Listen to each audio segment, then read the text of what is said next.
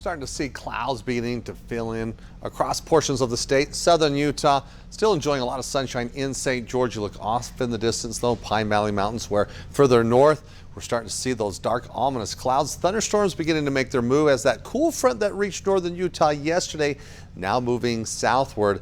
And that's definitely going to be an area with a chance of seeing those afternoon thunderstorms. Not so much in St. George. Right now you're 81 degrees, trying to reach the low 90s for afternoon highs, where yesterday in Salt Lake City we're in the low 80s. We won't be as warm as yesterday. Right now we're at 71 degrees with expected highs reaching the mid 70s. Now as we take a look at the air quality situation, starting to see a little bit of a diminishing air quality here across Salt Lake and Davis County. Smoke beginning to move in from wildfires that are burning here across areas such as Oregon into Idaho. As these little weak fronts moving through, it's keeping the flow out of the northwest.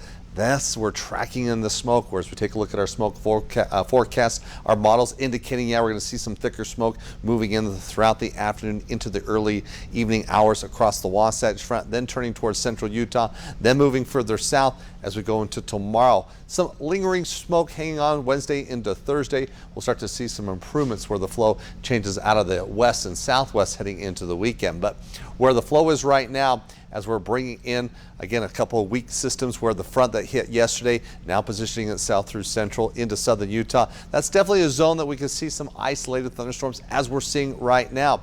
Where we could see a little bit more intense activity is areas such as Rich County over towards Box Elder County, southwest Wyoming, kind of sliver of northeastern Utah moving through the afternoon. But you can see we're lighting up the map here. We're starting to see the development of those isolated thunderstorms with a big focus as we go from along, looks like Panguitch down to near Kanab, over towards Bryce Canyon into Capitol Reef, Escalante, and then moving further east there. We're in at sites right now, areas such as Blanding, Monticello, seeing that active weather, even turning towards areas such as Price. Now, extreme northern Utah, we've seen more of a well-organized line of scattered thunderstorms making their move from Montpelier down to, looks like the north end of Cache Valley, so Bear Lake in its sights. It looks like North Logan, Smithfield, Franklin, Preston, and then turning a little bit further eastward as it moves through southwest Wyoming into Evanston, tracking throughout the rest of the day, where we've got another weak system moving in. This will keep temperatures a little bit cooler today and tomorrow as far as in comparison to what we saw yesterday, but we'll be looking at those highs still above average. But with that threat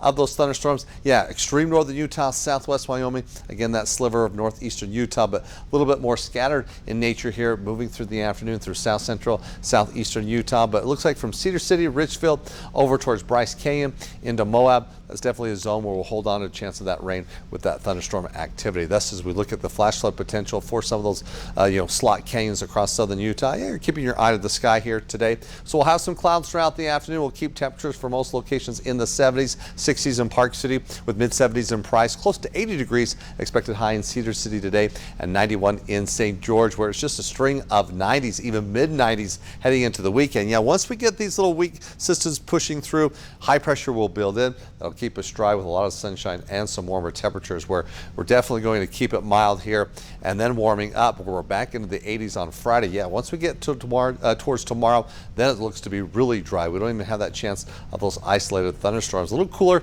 as we look towards the weekend, but not by much. Again, we'll have those temperatures above average and at least one day in the 80s, just that 20% chance of an isolated thunderstorm today.